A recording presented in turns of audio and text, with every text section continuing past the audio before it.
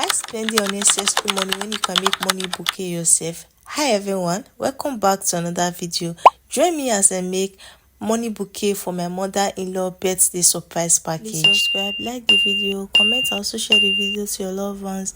I went to where they used to change new money, so I changed 50,000 naira. Then I went to a cake shop. I get a wood, but I don't really know the name they call the wood though. Then scissors, my tape and my foam. So here is when I was putting the wood in the back of the 500 naira, then using my tape to tape the wood to the back. Then after then I fold the money together. So I hold my stick, then I fold the money together. I use my tape to tape the money. That is how I did all the 50,000 naira.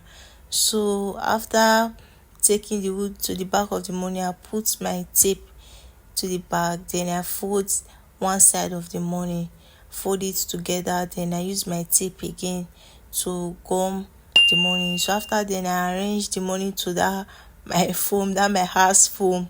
So here is it, and here is my mother-in-law. Wow, is this not beautiful?